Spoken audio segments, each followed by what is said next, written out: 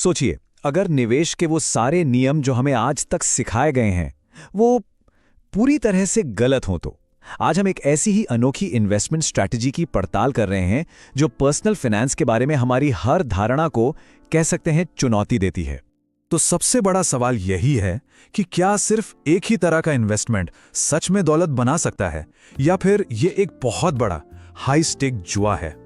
आज के इस विश्लेषण में हम इसी पारंपरिक सोच और एक बिल्कुल ही अलग, एक विपरीत नजरिए के बीच के टकराव को समझने की कोशिश करेंगे। और इस पूरी सोच की जड़ में है ये एक बहुत ही बोल्ड बयान, एफडी बेकार है, सबको छोड़ के स्मॉल कैप में एसआईपी कर दो।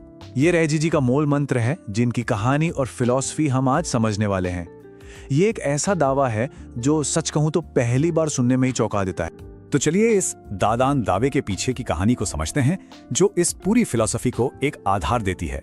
ये एक साधारण इंसान की एक असाधारण यात्रा है।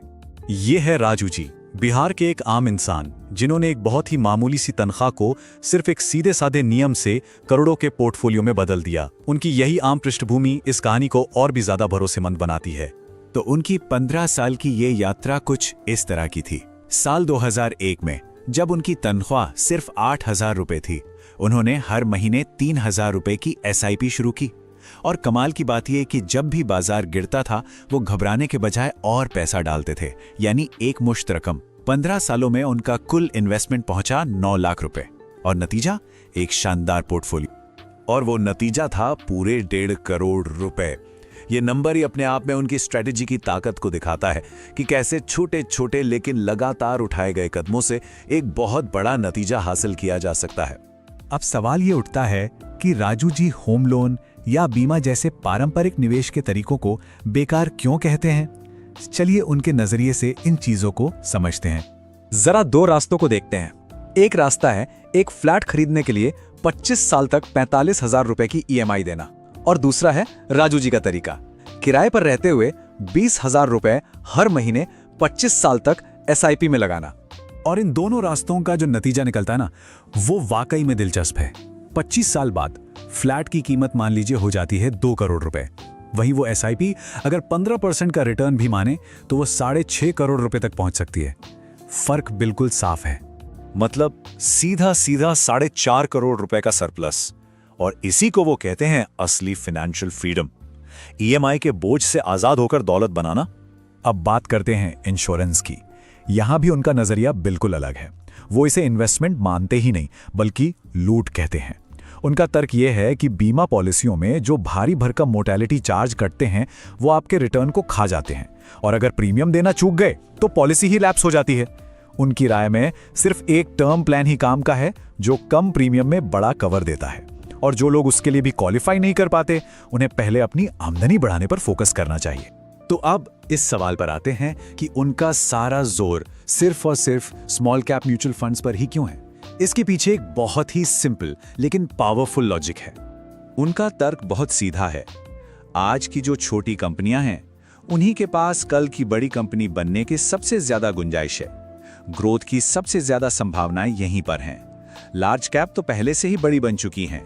लेकिन सवाल यह है कि किस स्मॉल कैप फंड में पैसा लगाएं। इसके लिए वो सिर्फ एक ही चीज पर ध्यान देते हैं, एसेट अंडर मैनेजमेंट, यानी AUM। मतलब वो कुल पैसा जो एक फंड मैनेज कर रहा है। और इसे समझाने के लिए ना वो एक बड़े मजेदार लाइन बोलते हैं, बेबी को बेस पसंद है। उनके लिए एक फंड का बेस यानी उसका AUM जितना बड़ा और मजबूत होगा वो फंड उतना ही भरोसेमंद है।